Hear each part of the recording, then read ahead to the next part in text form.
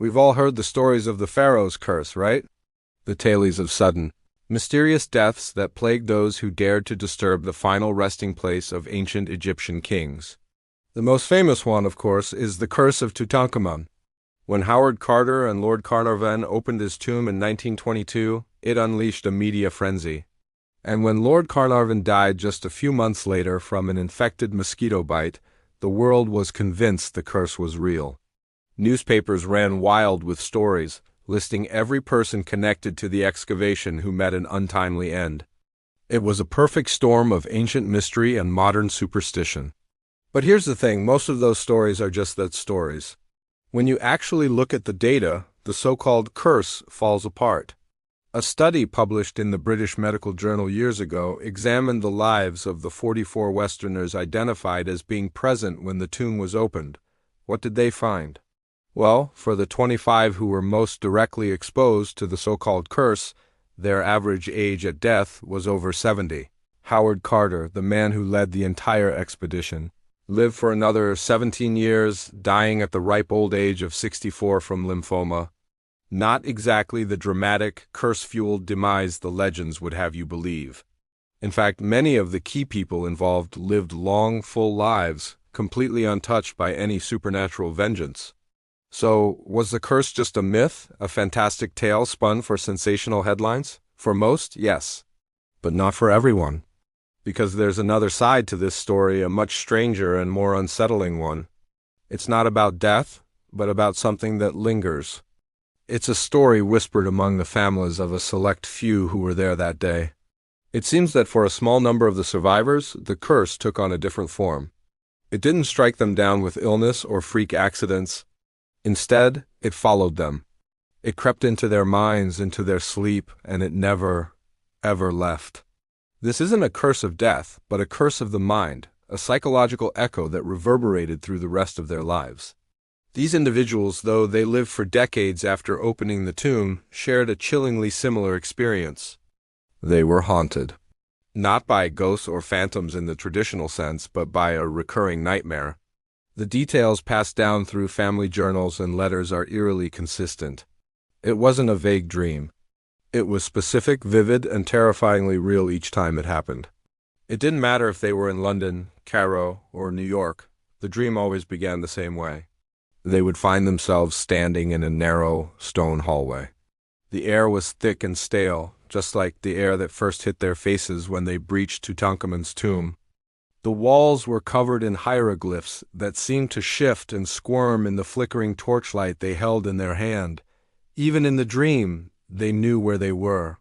They were back in the Valley of the Kings, back in that place that should have remained sealed for eternity.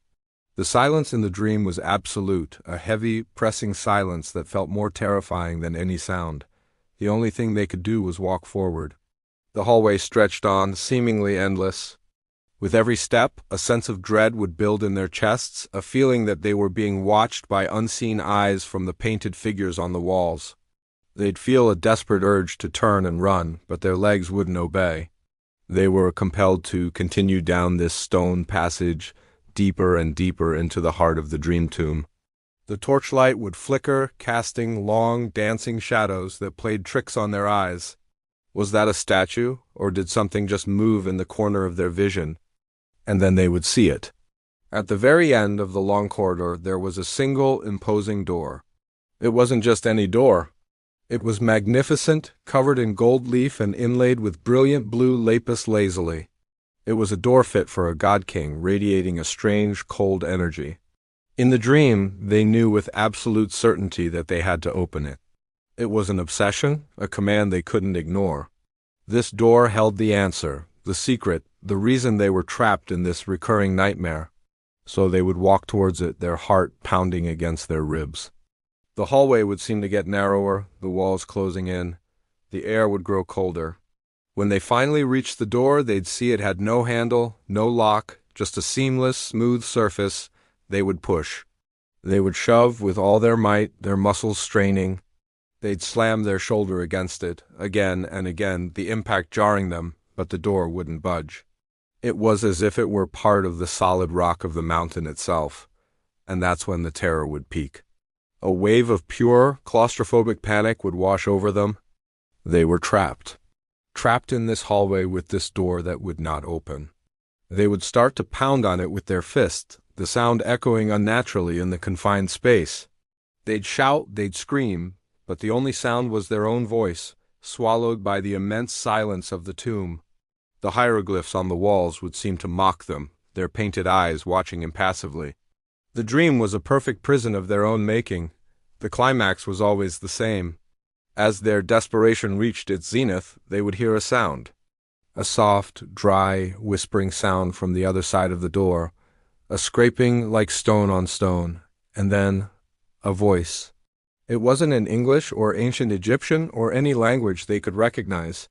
It was a series of guttural clicks and low hisses, a language that felt older than humanity itself. But somehow, in the logic of the dream, they understood the meaning. It was a warning. A simple, terrifying message. You are not welcome here, and then they would wake up, every single time. They would jolt upright in bed, drenched in a cold sweat, their own screams still ringing in their ears. Their heart would be racing, the image of that golden door burned into their mind. The relief of waking was quickly replaced by the horrifying realization that it was the same dream.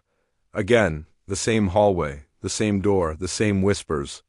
For years, for decades, until the day they died, imagine that. Living a long life, appearing successful and normal to the outside world, but every few nights you're thrown back into that same stone prison. You're forced to relive that same moment of abject terror. It's a psychological torment that's almost more horrifying than the idea of a sudden, deadly curse. It's not a quick end, but a slow, grinding erosion of the soul. These weren't just bad dreams, they were a shared psychic scar, a mental echo of a desecrated tomb that attached itself to them and refused to let go. The families of these individuals reported that they became withdrawn, obsessed with ancient Egypt, but also terrified of it. They would spend their waking hours poring over books on Egyptology, perhaps searching for an answer, a way to open the door in their dreams, or maybe just a way to make it stop. They never spoke of the nightmare to outsiders, only to their closest confidants, and even then only in hushed, fearful tones. It was their secret burden, so what was it? Was it truly a pharaoh's curse, a sophisticated form of psychological warfare from beyond the grave? Or was it something more scientific? Some psychologists have theorized it could be a form of collective post-traumatic stress. The act of breaking into a tomb, a place of the dead that had been sealed for 3,000 years, is a profound transgression. Perhaps the guilt and the sheer awe of the moment imprinted itself on their subconscious minds in a uniquely powerful way, manifesting as this shared nightmare. Another theory points to something environmental. Could there have been a type of dormant, psychoactive mold spore inside the tomb? When the seal was broken, these spores were released into the air and inhaled by the excavators. Perhaps this fungus didn't cause immediate physical illness, but had a long-term neurological effect, altering their brain chemistry and predisposing them to this specific recurring dream. It sounds like science fiction, but we know that certain molds can have powerful effects on the human mind. Or maybe, just maybe, it was exactly what it felt like to them. A curse, a non-lethal but endlessly cruel punishment. Not designed to kill the body, but to trap the mind. A warning from the ancient world that some doors are meant to remain closed forever. The curse of Tutankhamun may not have been the killer the newspapers claimed it was, but for a handful of people, it became a lifelong sentence in a prison of the mind. It proves that sometimes the most terrifying ghosts are the ones that live inside our own heads. What do you think? Was it guilt, a fungus, or something far more ancient and mysterious? Let me know your theories in the comments below. Thanks for watching, and if you enjoyed this dive into the unknown, don't forget to like and subscribe for more strange histories.